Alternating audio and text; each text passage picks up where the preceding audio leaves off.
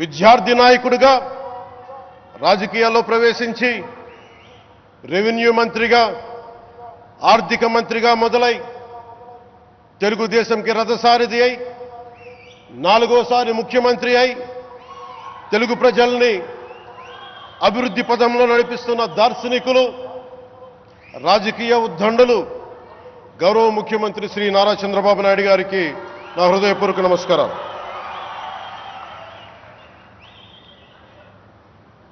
తోటి మంత్రివర్గ సహచరులైన ప్రతి ఒక్కరికి, నారా లోకేష్ గారికి,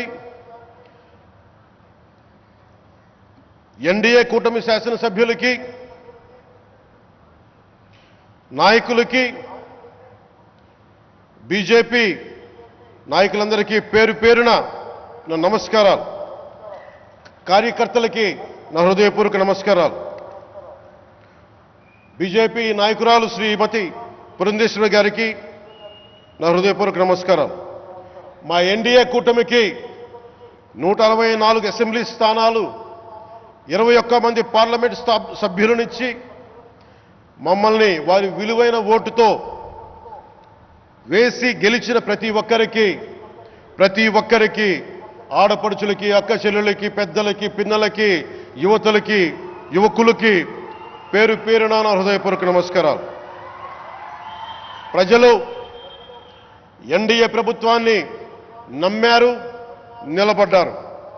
అలా నిలబడినందుకే ఈ రోజున మన గౌరవ ప్రధానమంత్రి గారి సారథ్యంలో ఈ ప్రారంభోత్సవాలు కానీ, శంకుస్థాపనలు కానీ, అది దక్షిణ కోస్తా రైల్వే జోన్ కావచ్చు, కృష్ణపట్నం ఇండస్ట్రియల్ పార్క్ కానీ, గ్రీన్ హైడ్రోజన్ హబ్ కానీ, అనకాపల్లి బల్క్ డ్రగ్ పార్క్ కావచ్చు, 6 కొత్త రైల్వే ప్రాజెక్టులు కావచ్చు, వీటన్నిటిని వచ్చే పెట్టుబడి దాదాపు 2,10,000 కోట్ల రూపాయల పెట్టుబడులు, 7.5 లక్షల మందికి ఉపాధి అవకాశాలు. అవినీతితో కూరుకుపోయి ఉపాధి అవకాశాలు లేక, ఉద్యోగ అవకాశాలు లేక విలవిల్లాడుతున్న సమయంలో మీరు నిలబడ్డారు. అందుకే ఈ రోజున ఈ 2 లక్షల పైచిలుకు పెట్టుబడితో 7.5 లక్షల ఉపాధి అవకాశాలు లభించి మనందరికీ ఇచ్చినందుకు మనస్ఫూర్తిగా ప్రధానమంత్రి శ్రీ నరేంద్ర మోదీ గారికి చేతులెత్తి నమస్కరిస్తున్నాం.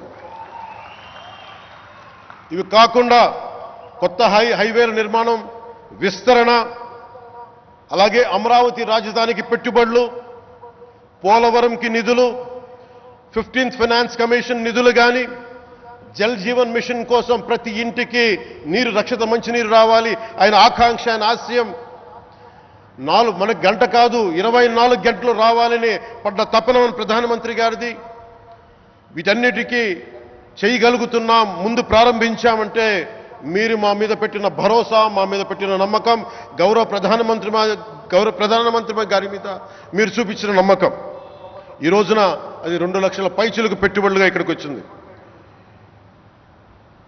ఎక్కడో మన మారుమూల గ్రామాల్లో 70 సంవత్సరాల పాలనలో గ్రామాలకి రోడ్డు లేదు.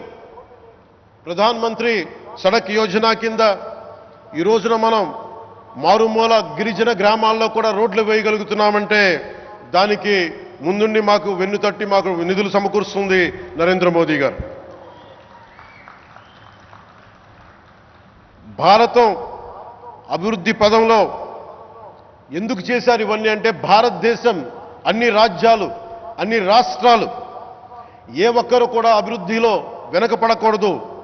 అది మనకి తెలంగాణ కావచ్చు, ఆంధ్రప్రదేశ్ కావచ్చు, ఆంధ్రప్రదేశ్లోని ఉత్తరాంధ్ర, రాయలసీమ, మనకి కోస్తాంధ్ర కావచ్చు, ఎక్కడా కూడా ఏ ప్రాంతం కూడా వెనుకపడకూడదు. అభివృద్ధిలో అందరికీ సమాన వాటా ఉండాలని చెప్పే ఈరోజు ఇన్ని పెట్టుబడులు.